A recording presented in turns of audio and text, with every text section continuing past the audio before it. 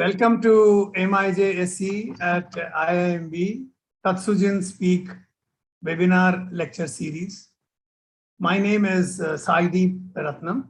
I am the Chief Operating Officer at MIJSC at IIMB. MIJSC stands for Mizuho India Japan Study Center. It's a long name, but it's the center of excellence created at IIM. And as you are aware, the focus of this center is to strengthen India and Japan bonds by promoting the academic, industry, and societal linkages between these two great countries. This webinar series is one such attempt to bring these two countries together by bringing in experts from both the countries to talk on societal, technological, business, and other facets of life, which are highlighting both all Indian, Japanese, and the global perspectives. In fact, this webinar will be the 9th in the series, and we have with us today Professor Michael A. Kusumanow, the Sloan Management Review Distinguished Professor and Deputy Dean at MIT Sloan School of Management. With him on the panel is Professor Ramesh Venkateswaran, Chairman, Board of Governors at IIT Palkad, and an adjunct faculty of marketing at IIM Bangalore and at IIM Udaipur.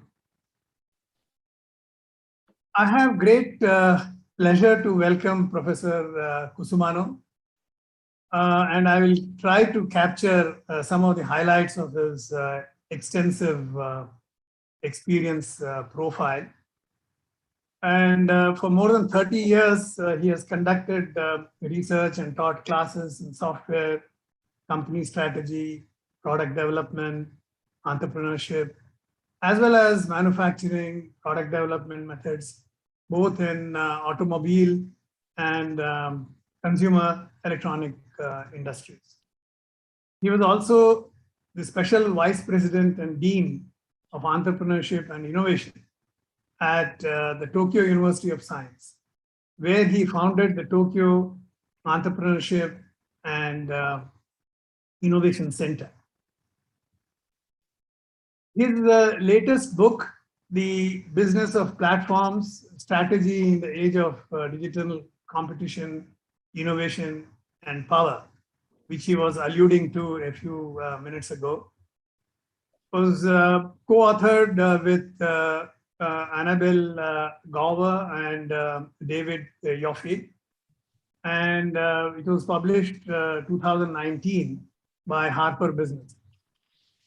And prior to this, his book, which Professor Ramesh was alluding to, The Strategy Rules, the 5 timeless lessons from Bill Gates, Andy Grove, and Steve Jobs, was published in 2015. And this book has been translated into 18 languages and has received widespread media appreciation and acclaim. In 2009, he was named as one of the most influential people in technology and IT by Silicon.com. And Professor Kusumanow, of course, has won many awards. And the most recent one was the A.B. Griffin High Impact Award. That was in 2019. Professor Kusumanow has developed and maintained a very strong relationship with Japan. He is fluent in Japanese and has lived and worked in Japan for 8 long years with 2 Fulbright fellowships and the Japan Foundation Fellowship for studying at the University of Tokyo. He has been the visiting prof at Imperial College, Tokyo University, Hitotsubashi University. Apart from these 3, he is also visiting University of St. Gallen, University of Maryland, and Ludwig Maximilians University. And Apart from all these academic links, which I had listed above, he has also got very strong connects with industry as well. He is currently the member of board of directors of two publicly listed financial services and technology companies like Oryx Corporation in Japan and Teratum Group in Europe. And he has also links with India too, strong links. He is a former director at Patni Computer Systems in India. By the way, it was later, I understand, sold in 2011 for 1.2 billion USD. And he's also director at Fixstars Corporation, a Japanese developer of high performance software applications. Because of his extensive studies over the last 4 decades on software development, product development, manufacturing, software, business strategies, and also strong connects with both the academic world and the industrial world, we could not have found, I think, a more appropriate person to talk on the subject of today's webinar, which is innovation and entrepreneurship, challenges and lessons for both India and Japan. Welcome to this forum, sir. I would now like to welcome the moderator for today's discussion, Professor Ramesh Venkateshwaran, the Chairman, Board of Governors at IIT Palakkad, and adjunct faculty of marketing at IIM Bangalore and Udaipur. Professor Ramesh is a recipient of the Distinguished Alumni Award of IIM Bangalore in 2009. He was also a gold medalist way back in 1980.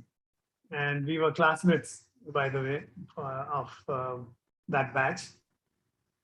Apart from being a management consultant who has worked with large number of Indian and multinational companies in the country, Ramesh has also served as the chairman of Customer Service Excellence Foundation and has been the director at SDM Institute of Management Development, Premier Management Institute in Mysore, and has been in the industry side as well, where he was an independent director at Patni Computers. I understand that that's where these two gentlemen met up at that time.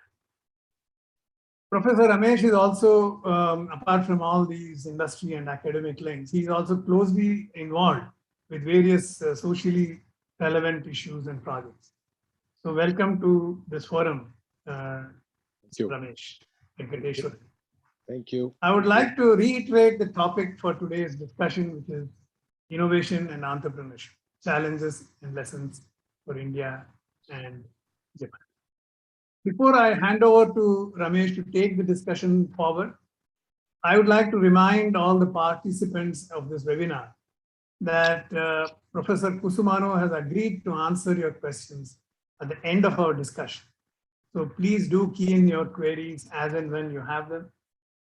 So now over to Professor Ramesh Venkateshwaran. Thank you, Ratnam. Thank you. And thank you for reminding me so much of Michael Kusumanow, because I only know him as a friend and a colleague. We were on the board of Patni together, so we had many, many interesting conversations.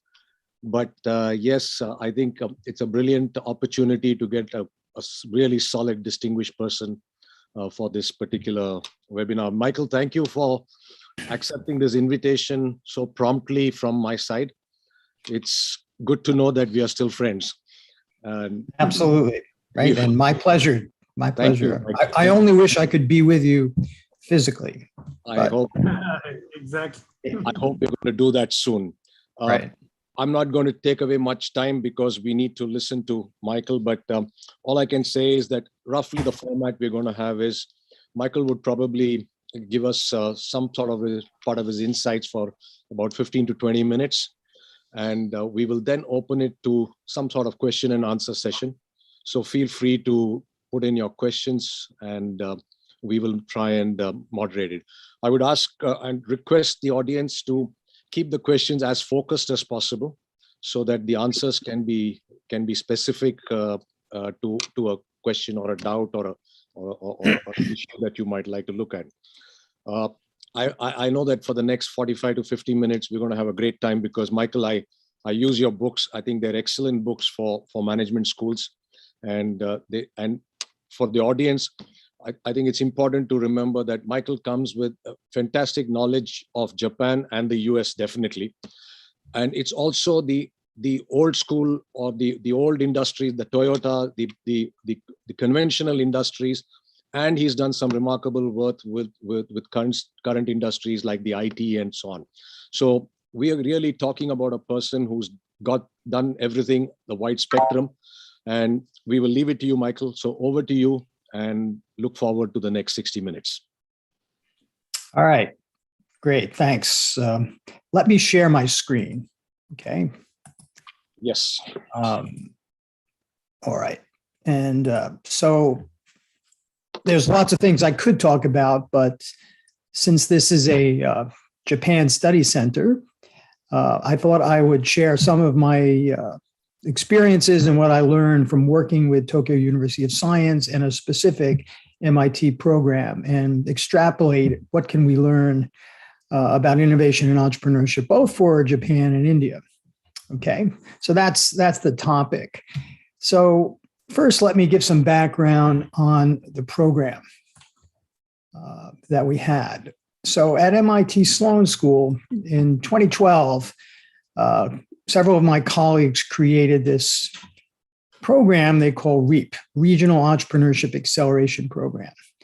And the idea is to help different regions around the world create better, stronger ecosystems to encourage entrepreneurship, including corporate entrepreneurship at some level. So this is really a 2-year educational program where we work with country teams or city teams. And we have 4 long meetings and many, many separate check-ins. So what happened to me is I had taken a leave from MIT to go to Japan and become a vice president and dean at Tokyo University of Science. That is actually the largest science and engineering university in Japan. It's private, has almost 20,000 students. And the CEO had actually been a former software industry executive. And we had actually worked together with a US company, but he had been CEO of SAP Japan and i2 Technologies Japan. So he invited me to come in and help him. He was charged with changing the university. So I merged that activity with the MIT REAP activity, and we managed to get funding and join. So for 2 years, 2015 to 2017, in addition to my responsibilities at the university, we joined this MIT program. And we had other teams also from China, Taiwan, Wales, Norway, Israel, Saudi Arabia, and Chile. Again, these were all from specific regions in those countries. We're all working together to try to share ideas, very much trying to learn from what MIT had done to create probably the most powerful technology-driven entrepreneurial ecosystem in the world, and also lessons from Stanford and Silicon Valley and other places in the US. Okay, so that's what that program is about. This is just a picture of the team. We had a pretty big team.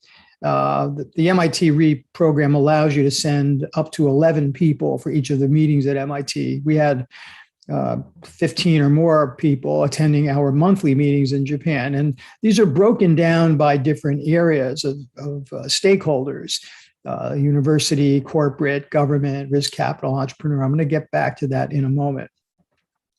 And here is me in a kind of a younger version of myself. The champion of our team initially started out as the president of the university, and we had a co-champion from the risk capital area. Now, here's really what I want to talk about and apply to India. So REAP is really structured around 2 main frameworks, and I'll get to the the second in a moment, but it's reflected in that circular chart. But here is the framework that I found most useful in trying to think about what can we do in Japan to create more entrepreneurs or create a stronger entrepreneurial mindset, even amongst company employees for corporate business development and spin-offs or just more innovative companies in general. So the first is we'll call innovation capacity. And I left some of my Japanese terms in here. If there are Japanese participants participating, いらっしゃいと言いたいんですけれども、innovation capacity, the ability to develop new to the world, or at least new to your market innovations from inception through to commercialization. So that is innovation capacity. And the idea here Michael, is that may I interrupt? I'm sorry. Your slides are not changing. Your slides are not moving. We are on the first slide on MIT REAP. I don't know where the problem lies. Okay, let's try share it again. Yeah. Are we on the second slide here? It says innovative capacity and entrepreneurial capacity are distinct regional assets. Right. Slide number 4, it says. Right. Okay. So tell me again if the slides don't shift, because if they don't, I'll have to enter them and re-enter them. Would you like to just run through the second and third, because I don't think people saw it? Oh, let's see. So one way around that.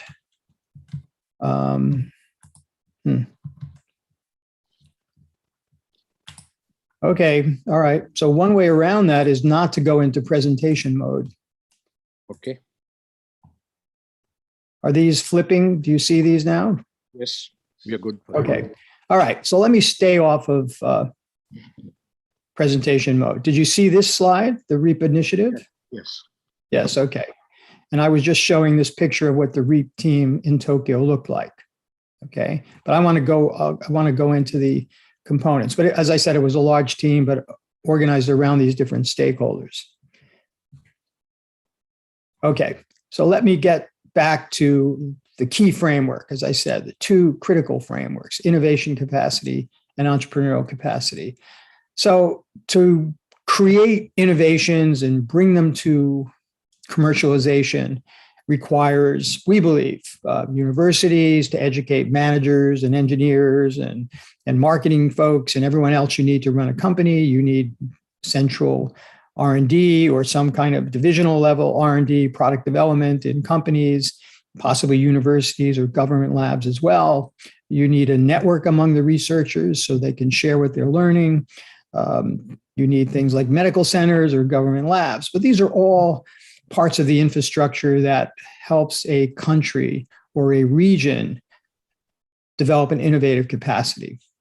Entrepreneurial capacity is very different. It's the ability to start and build essentially new businesses, new companies. Now, to do that, you need people that want to become entrepreneurs. You also need people who can mentor those companies, be advisors, teach them what they need to know. Universities can do some of that as well. You need people that want to join those companies. So in other words, you need founding teams. And of course, you need money, investors at all stages.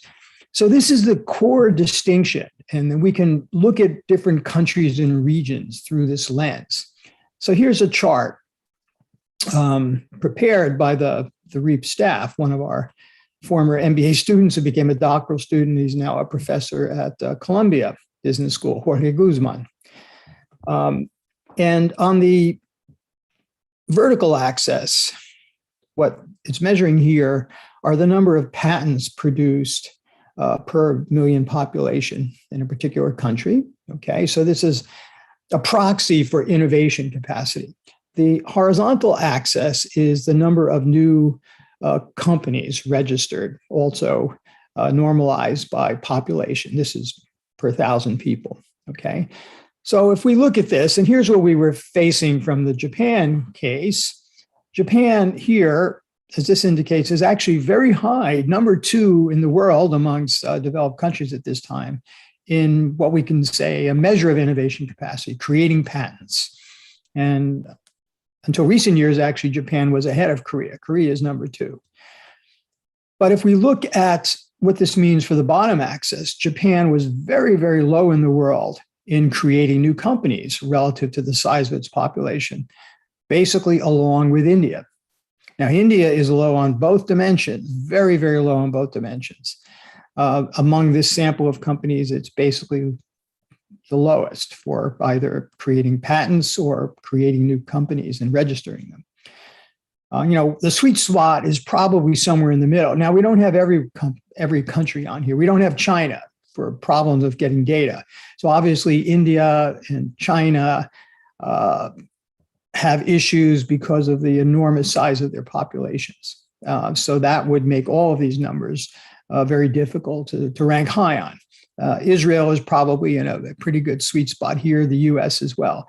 We have other countries at the other extreme, like Australia, which creates lots and lots of companies, but there's not much technology behind them. A lot of them are small service companies, local companies. They don't really grow or contribute much to the economy. So the idea here is that if you can merge these two capabilities, creating companies and creating essentially innovations, usually technology-based innovations for patents, you're going to have more growth-oriented companies and a stronger economy. And so that's really the objective of the REAP program. So here's just a few other things that we discovered here. First is the second framework that REAP really finds important, and that is that you can't simply create an ecosystem with one of these stakeholders. So you can't simply have companies producing lots of patents, and that leads to an ecosystem that encourages entrepreneurship. That's obviously not true, because we can see in Japan. Japan creates tons of patents, lead the world, right? But they don't create many companies around those. A lot of these patents, they end up dying in corporate labs or university labs. They don't go anywhere. They don't become the basis of new companies. You can't create an entrepreneurial ecosystem without government policies that promote entrepreneurship. For many years in Japan, for example, it cost the equivalent of a couple $100,000 to register a new company. So what's the result? Very few people create new companies. One of the members of our team was responsible a number of years ago, before the REAP program, of changing that requirement from many thousands of dollars to 1 cent to register a company. What happens?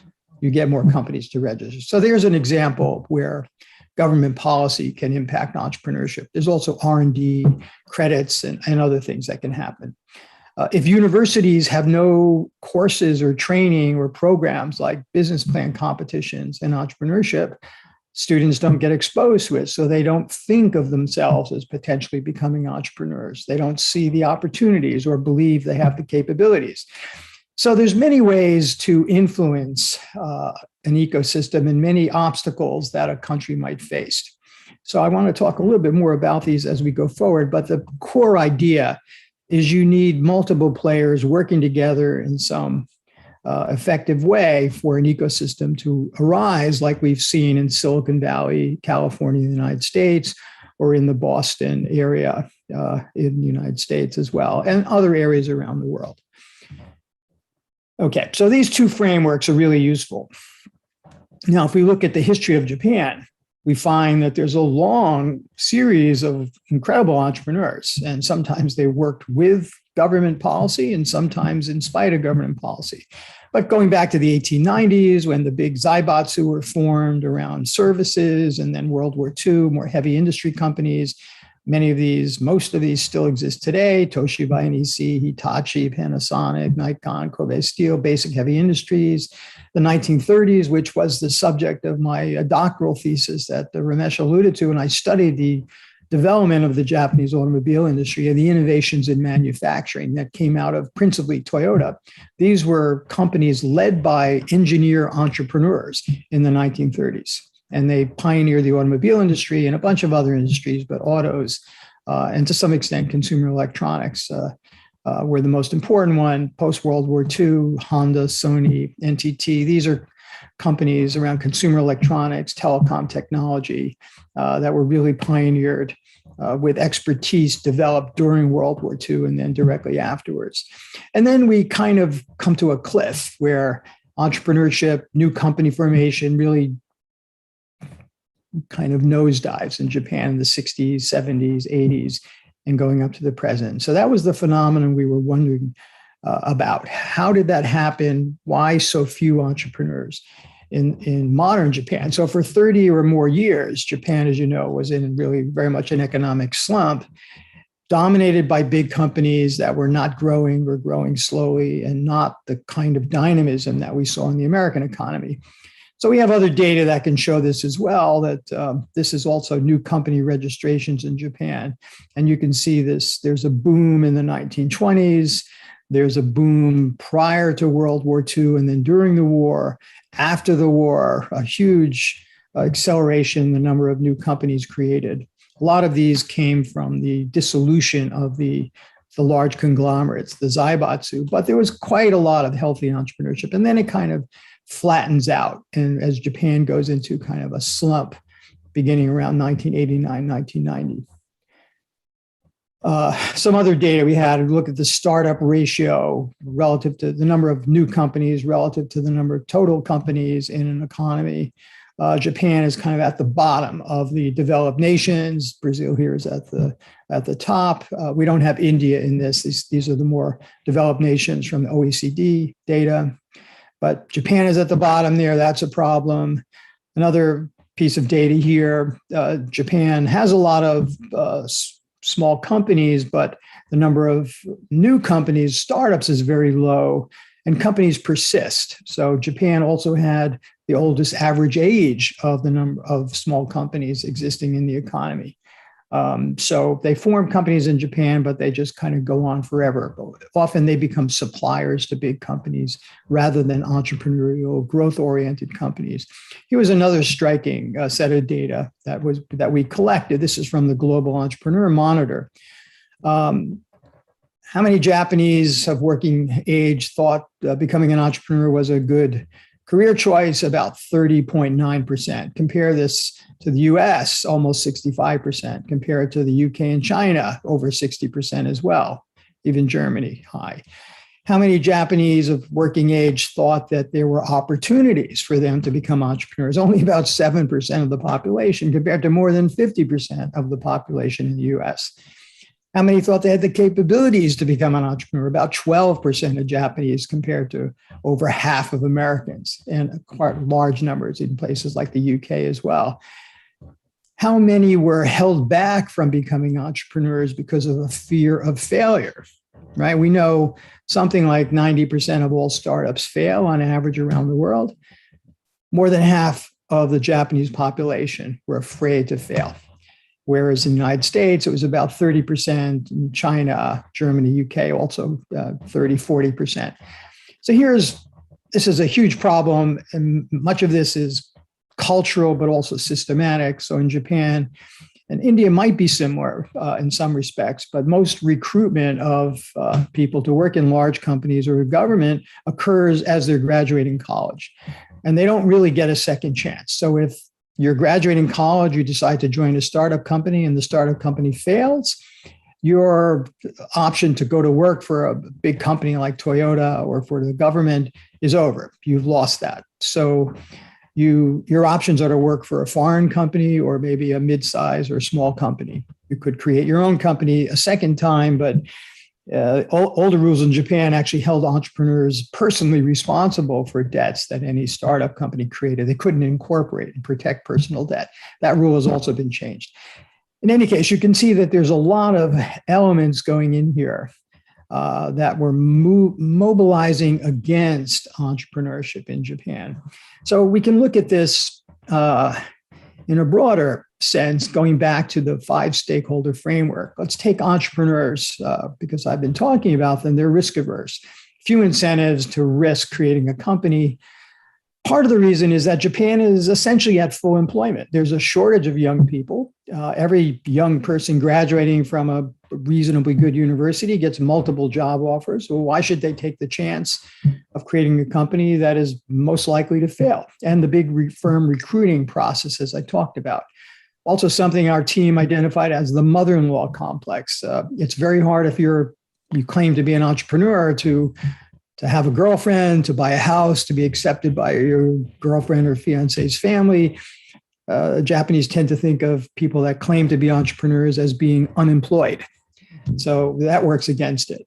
So, but other things are more systemic and not so cultural. Universities, faculty silos, not close to industry, not much entrepreneurship education. At Tokyo University of Science, for example, before we started this program in 2015, there were 0 courses on entrepreneurship. So how many students at Tokyo University of Science were taking classes in entrepreneurship? 0, because there were no classes. Within 2 years, we had 900 students taking classes in entrepreneurship. Another silo element, there were actually rules in the university prohibiting engineering students from taking classes in the management school or management students from taking classes in the engineering school. They were siloed because professors were fighting over student time as kind of a zero-sum game. And MIT, for example, it's completely open. Anybody in any school can take any class in the university. And undergraduates can also take graduate school classes. So it's completely different. We changed some of those rules. The government, the Ministry of Education, Ministry of Trade and Industry, they know they need to create more entrepreneurs. They know they need to get innovations out of the labs and into the hands of development groups or new ventures, but they don't know how to do it. And so they're trying a bunch of things, giving a lot of money to the national universities who don't need the money, not giving it to private universities. But in any case, they have given money to encourage entrepreneurship education and some startup funding. But structurally, it's difficult in Japan.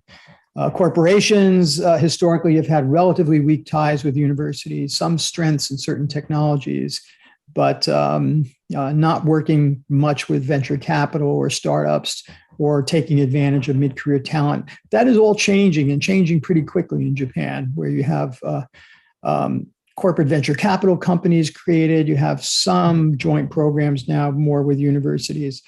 So none of these factors are static or permanent. There's a lot of venture capital in Japan, but it tends to be more private equity, investing in later stage companies. There is seed capital, but it's pretty conservative. So the financing market hasn't really helped very much. Okay, so I moved through the stakeholders. What do we do at Tokyo University of Science? In our REAP team, we decided, well, we can influence the university and its local ecosystem. Can't change Japanese culture or the Japanese corporate system.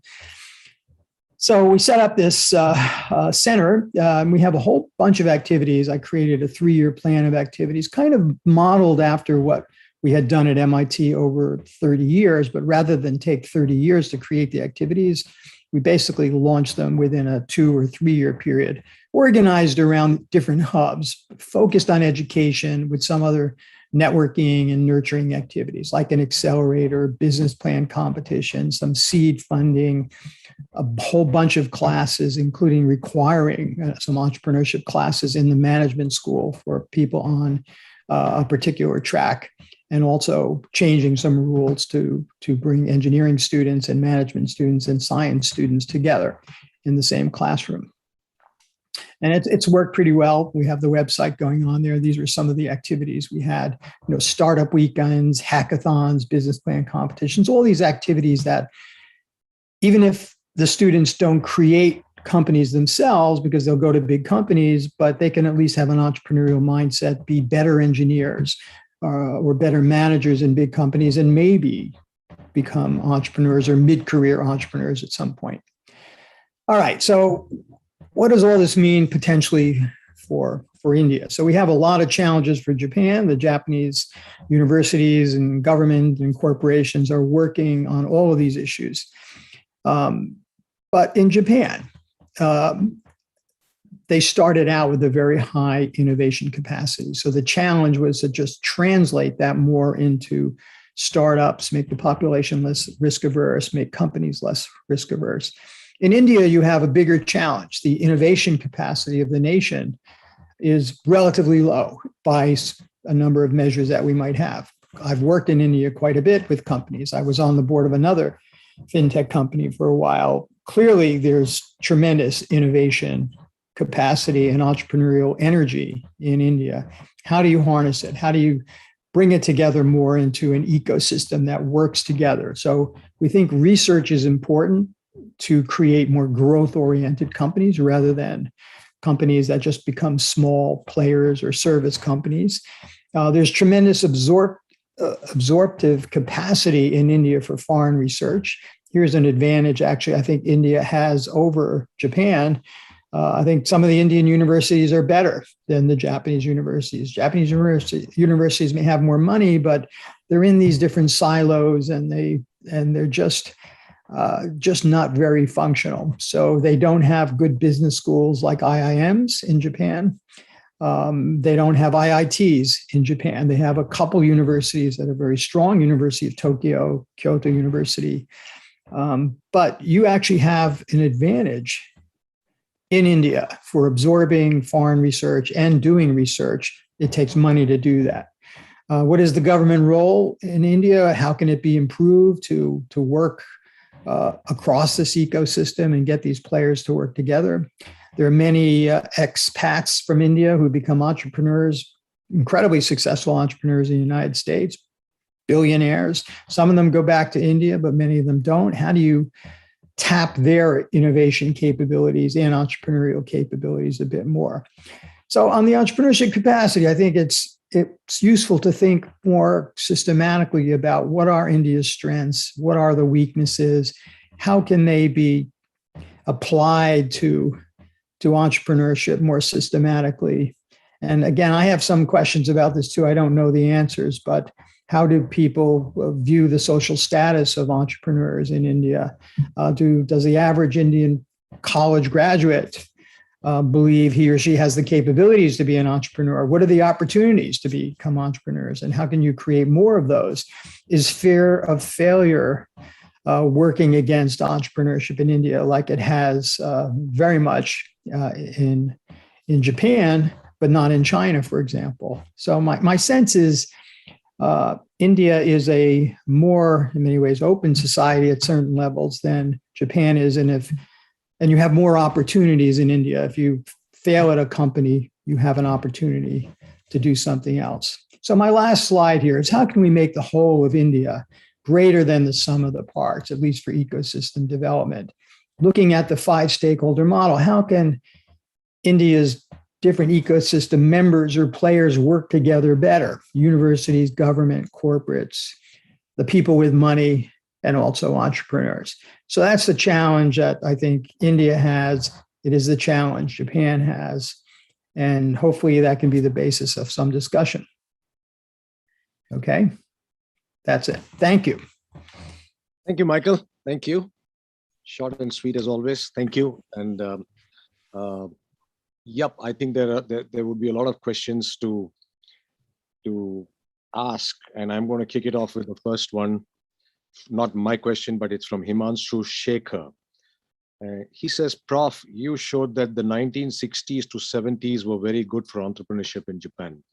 Although cultural and institutional factors tend to persist, what happened in the 30 years?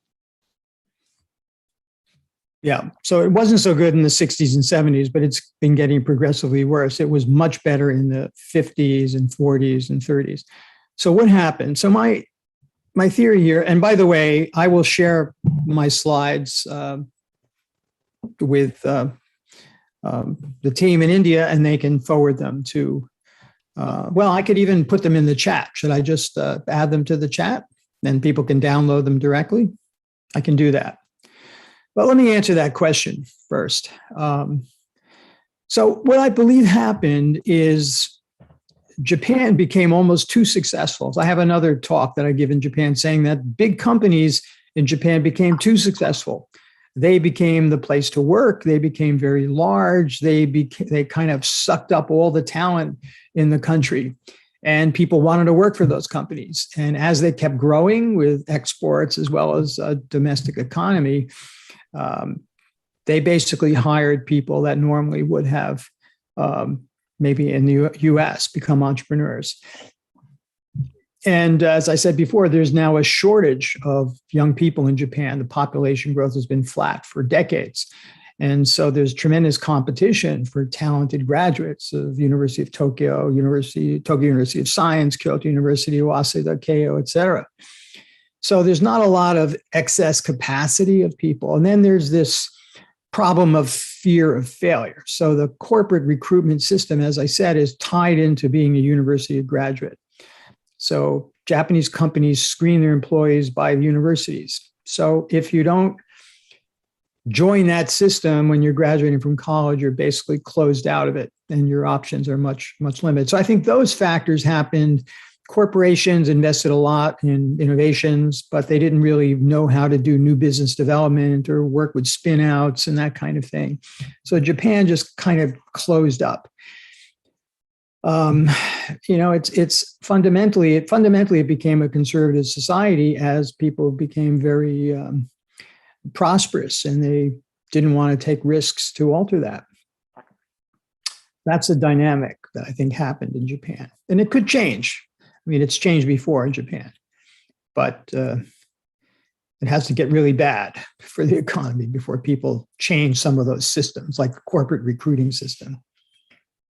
Thanks. There is a question from Basi Marat, and in fact, it's a question that I wanted to ask you. So I'm going to combine two questions. He says, does ability to innovate and entrepreneurship have to be there in the same person?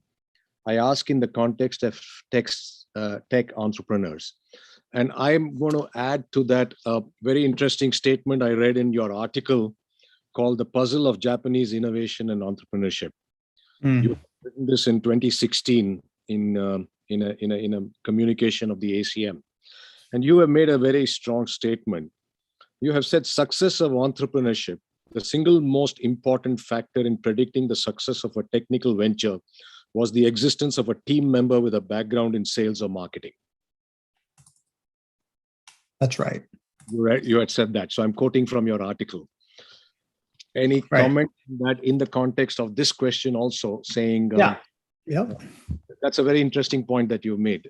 So I'm going to put it in the chat. So that comment comes from research on startups formed out of MIT by one of my colleagues, Ed Roberts. And by the way, MIT has produced over 30,000 startups with a total aggregate annual revenues of like $1 trillion or so. We find that the sole or the lone entrepreneur is generally not successful. And I've written also about this extensively. You have to create a team. So entrepreneurship is a team activity. One person may start with the idea or have that driving force, but you have to create a team. So no, you don't have to have these capabilities in the same person. You do need to have team members who believe in the idea and are willing to risk at some level their careers or throw in their lots with the real entrepreneurs. I wrote about this also in Strategy Rules, like Andy Grove from Intel, who developed the platform strategy for the company. He himself said, I'm not an entrepreneur.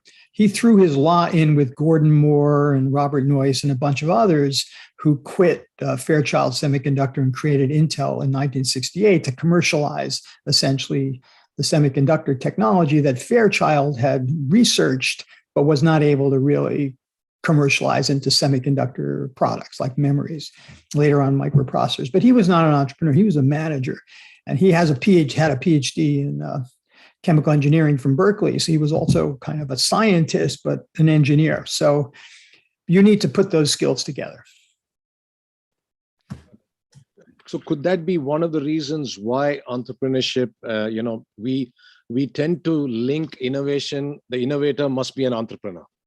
And what you're saying is the innovator need not be an entrepreneur or will not be an entrepreneur. How does one create an ecosystem that does this kind of team building? Well, you do it, and I'm putting the puzzle of Japanese innovation entrepreneurship in the chat as well. I also put my slides in there. You do it by putting people together. So we have a whole bunch of companies created at MIT, but I've been involved in them as well, that were created by our, MBA students who saw a technology in one of the labs at MIT and said, wow, we can create a company about that. And so then they pull in the scientists. So there's the combination of the entrepreneurial mentality, a more general management background with a scientific background. Most scientists are not entrepreneurs. They're scientists, and that's what they love doing.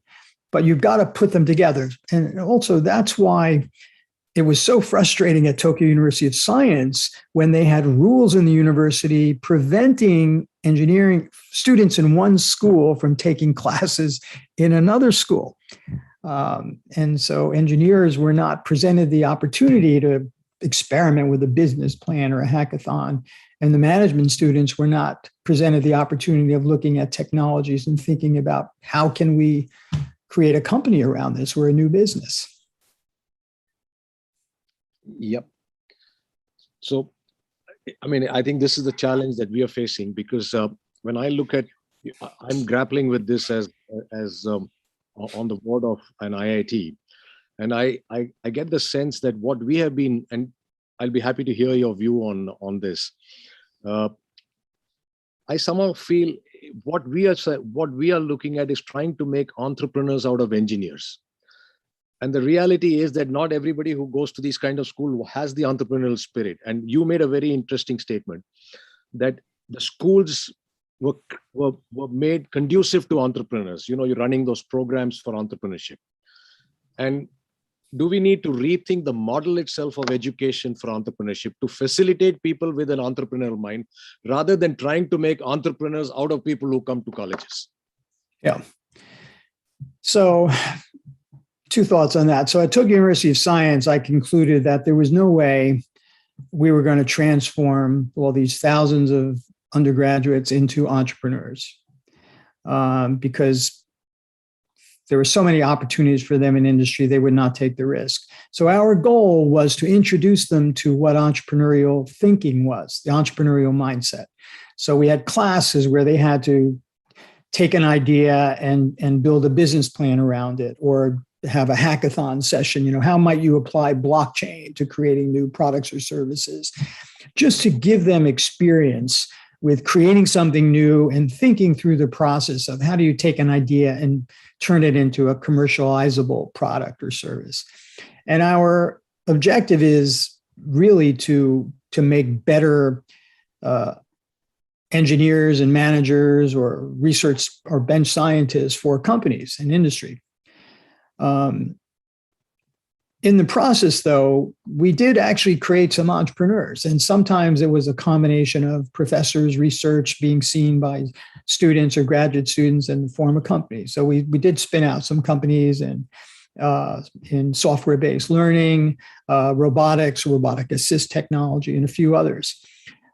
So one of the things that we've been doing at MIT for 20 years that I copied at Tokyo University of Science, and which I highly recommend to universities that have access to engineers or schools of science as well as management. It's a class that we call innovation teams. And the idea of it is to look at the research in labs done by professors in engineering or science or other schools, and create student teams that are mixed with engineering, science, and management students to evaluate the research and create essentially a business plan and even ideas for how you would structure a prototype. And at MIT, we actually have a center, Deshpande Center, from actually an Indian entrepreneur, Deshpande, a semiconductor entrepreneur, who gave us many millions of dollars. And we give grants to the professors and these teams to build prototypes. At Tokyo University of Science, we didn't have that kind of money. We didn't have any money to do that, just small grants. But the idea is to expose both the students and the professors to potential business plans around their research, so that the research in their labs is not just to create papers for their academic career, but actually potentially to create patents and work with companies. And if they don't create companies, at least have a licensing arrangement. So at Tokyo University of Science, as well as at MIT, that activity is also overseen by our technology licensing office. And at MIT, it's actually been quite successful. A number of billion-dollar plus companies have come out of that class, innovation teams class. At Tokyo University of Science, we have 2 of those classes running. And because management students and engineering students and science students can't take the same class, we run them in parallel. So it's different class numbers, different schools, but it meets in the same room, for example. So we got around the regulations of the university that way. So it's exposing people. So Japan has had maybe a bigger problem, not even in entrepreneurship, but in new business development from big corporations. They become fat and lazy and conservative. But there's a lot of people in their 40s or 50s that want to do new things, create new ventures. And can they do it within the structure of a large bureaucratic company? Can it be a spin out or some subsidiary? So there's different structures that Japanese companies have been experimenting with. But we want employees to think like entrepreneurs and not just create entrepreneurs. I think that's useful for any society, any economy. Entrepreneurship is about creativity and thinking through the whole process. It's very useful if you're going to become a product manager to have that kind of entrepreneurial mindset.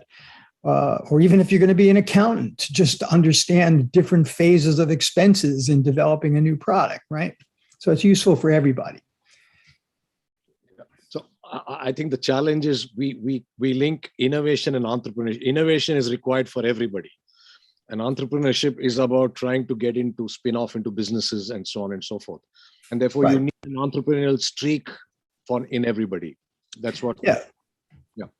But I'll just add that innovation comes in different forms. So we've had a lot of innovators in the United States and elsewhere that innovated in the business models, like software as a service or platform as a service. Of course, it has to be enabled by technology, but the business model was the innovation.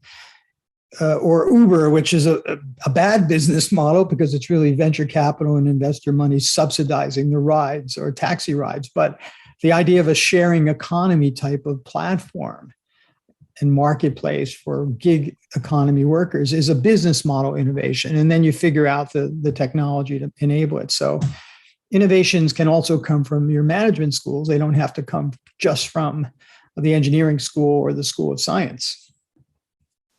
There's a question from Masami Shimizu. There seems to be a gap for technology readiness level, originally set by NASA, for innovations issues between India and Japan in some areas. In some areas, when I tried a product development with an Indian company. To identify the TRL gap and narrow the gap looks like one key factor for Indian firms to grow. This was the experience I had when I was the executive officer fellow at Mitsubishi Japan. Would you have any observation or comment on that? So I'm not sure what the technology readiness level is. So I'm not really familiar with that. Right. But obviously, India has some very deep skills in software, various kinds of engineering services. It may not have skills that maybe are needed for other areas, but I don't know. I mean, I think the technology capabilities in India are pretty broad. Pharmaceuticals, software, a whole bunch of manufacturing. You even have a space industry. So I'm not quite sure what the gaps were. Specific companies may have gaps. So I'd like to know more about what those gaps were. Yep. But I mean, there's no question that Japan has a broad set of skills, and they technologically can do just about anything. It's more a matter of what are the incentives to do this through startups versus, or even spin outs. So the problems in Japan are not technological readiness. So it doesn't surprise me that someone would see some more gaps. When I was working with Hitachi in Japan, for example, I was encouraging them to outsource more to India, including companies like Patni. And actually, they found, even though India was excellent for doing a lot of software development, there was a definite problem in understanding certain more complicated requirements. And I think that was more of a language problem between the Japanese and the Indians, not necessarily the skills of the Indian engineers. Anyway, that's something to look at. India has a tremendous advantage over many countries in the world because of the English language skills. So the problems could often be on the Japanese side in communicating what they want their partners to do. This is a question which I'm rephrasing, or there is a thing. And I think it's very relevant to India from the India we know of the last 40, 50 years. There are huge and diverse opportunities for India and Japanese startups and firms to collaborate. What could, in your opinion, are the best strategies of collaboration between India and Japan, and what are the main challenges of doing a business? And this is quite relevant because, Michael, when we were growing up in the 60s and 70s, India knew no other companies except Japanese brands in consumer electronics, in automobile. Yeah. And suddenly Japan is not here. And does Japan have an opportunity to break barriers in India? So this is a topic a number of companies have been exploring for quite a long time, and I've worked with some companies on that. I was advising NTT Data for a while in Japan, and helping them make acquisitions overseas, or at least understand that as a way to grow through acquisition, and also investing in startups. And it turned out they were not interested very much in investing in Japanese startups. They were far more interested in investing in startups in India. They saw that as a better growth opportunity. But as I said earlier, I had an experience with Hitachi where they had trouble outsourcing to India because their requirements were so precise and often very technical, and their quality standards so high that, as good as the Indians were in software outsourcing, they had difficulty meeting Hitachi's requirements. And to some extent, that was language. To some extent, it was training. With Oryx, we also have a business in India. We closed it. Actually, there was some corruption or fraud on the Indian side. Another company that I was involved in, there was also corruption or fraud on the Indian side. So, India is a huge country. There are laws, but sometimes people find ways around those laws. Even when we were with Patni, we had a development center, and people bribed judges to get access to the land that we thought we had for our development center, and it was given to another company. So there's a lot of problems just understanding what is going on in India. And I think that has been a cause of hesitation for the Japanese in many cases. On the other hand, the Japanese see a bigger market in China, but the Chinese in general have difficulty with the Japanese for historical reasons. And so India is often a better market. But I don't know. The Japanese also like to control their foreign investments to a large extent, and that means sending people to India, but that also is an obstacle to leveraging the local talent. So there's a lot of issues, I think, for Japanese dealing with India. But in general, I think Japanese managers have realized that their country is not growing, their country is shrinking, and they need to invest in areas that are growing and growing faster. So Southeast Asia, India in particular, to some extent, Latin America, but Southeast Asia and India are pretty natural markets.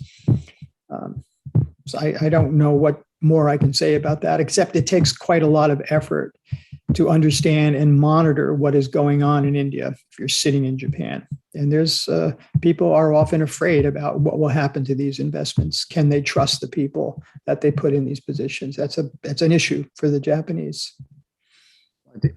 There's a question, but just to comment on this, I keep thinking with India's population and the growing, the improvement in standards of living, I guess you can love India or you can hate India, but you can't ignore India in any significant manner, because I don't know where else growth could come from. But here's a question from N. Ravi.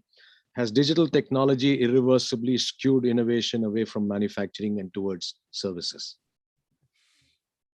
Well, I won't say it's digital technology that has done it, but if you look at the history over the past 100 years of every advanced economy or high GNP per capita economy, between 70 and 80% of economic activity is services. So as economies advance, services become more prominent. People move out of agriculture into manufacturing and services, and then eventually out of manufacturing into services, high-tech services also, but services more broadly. So this is a natural phenomenon. It's going to happen in India as well. It's happened in Japan. 30 years ago or so, I was looking at this in China, and the percentage of the contribution of services to GNP in China was actually relatively low. And we were also talking with Chinese companies that your future is going to be in services. You need to think about it. And today, it absolutely is shifting in that direction. So what information technology has done is it's in many cases made different kinds of services possible, financial services, for example, or information technology. It's interesting that the whole software industry is classified as service and not manufacturing, but software development and testing and building systems with software in them is a kind of manufacturing. So I don't know, maybe the classifications are wrong, but I think what information technology has done is, and this goes back to many other comments from other people, it's made outsourcing around the world possible and kind of flattened the labor pool around the world. So, the flat world, as one of the New York Times journalists has talked about.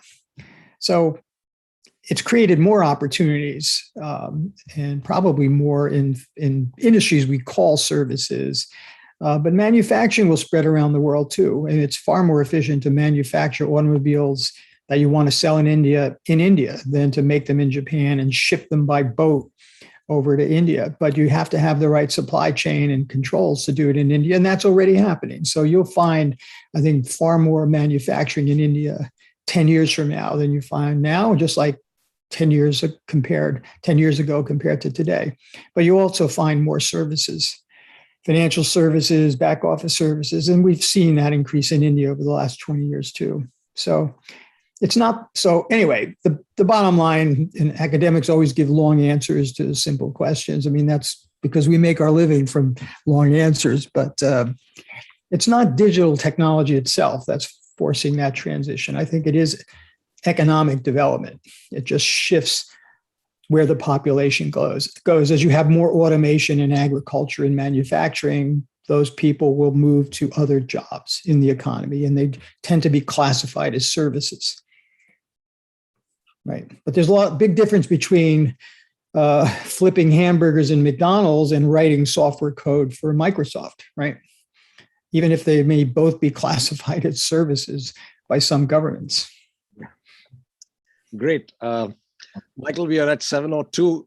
We've done it. And I want to thank you. And I want to knock off with one comment. I'm not sure it's a question, but you can answer yes or no if you want to.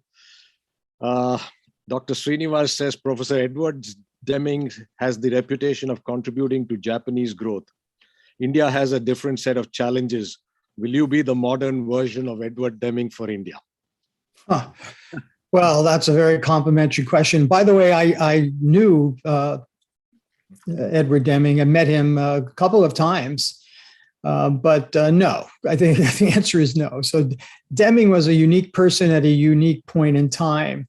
And he was involved with the American occupation of Japan, training Japanese managers and engineers in quality standards using statistical methods, because the American Army wanted to procure trucks and telecommunications equipment and other arms equipment from Japanese companies rather than import them. And so the first thing we had to do is kind of train Japanese companies up to our standards. So there was a big initiative to do that, and Deming was the right person at the right time. I will say one more thing about Deming. What he discovered is that the Japanese high school education was much better than American education. So if he wanted to teach statistical control techniques to blue-collar workers, factory workers, the Japanese could learn the methods easily because they had studied mathematics and statistics and even sometimes even calculus in high school. But that was not true in the United States. So American workers didn't understand what he was trying to do and didn't accept him, but the Japanese did. And it fit very well what Japanese industry was trying to do. So he fit in really well and became this kind of demigod in Japan. I think India has had its own people and a number of interactions with Japanese quality experts, and that's been very important, I think, for Indian industry, and also to be sources and partners with Japanese companies. but you're far beyond where Japan was when Deming was able to make an impact. And so I take that as a very nice compliment, but no, I will not be in that position. But India has enough talent to do all of this on your own. You just need to kind of work together a little better, perhaps. Thank you, Michael. It's been a pleasure. Thanks to all of you. Thank you. It's been a pleasure reconnecting with you. It's lovely. I mean, I now realize how much I've missed you in the last 11 years, but a pleasure as always. And thanks. Thank you, Ramesh. And we will connect again soon when we can travel more, I'm sure. I hope so. I hope so. And thanks to Ratnam and his team. And Ratnam, I don't know if you know, but Michael has a few of his students as faculty at the IIM Bangalore. So he has a special connect with IIM Bangalore. Thank you very much, Michael. And again, thank you for inviting me, Ratnam. I very much appreciate it. Okay. Thank you, Saideep. Are you saying anything before we? You're muted. Yep. Yep. Yeah. I was on mute. Yeah, sorry. Yes, it was a really engrossing, lively, interesting, and of course, extremely informative session, which I think gave a lot of takeaways for all of us, especially to the younger generation of entrepreneurs who are in the audience, both in India and in Japan.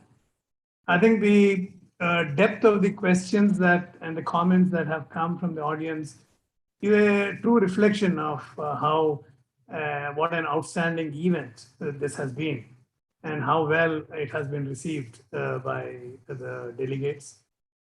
So thank you to Michael and to Ramesh for a very, very extremely interesting session. And namaste. Thank you. Okay. All right. Thank you. And I look forward to more engagements together in the future. Absolutely. All right. Thank you. Bye-bye.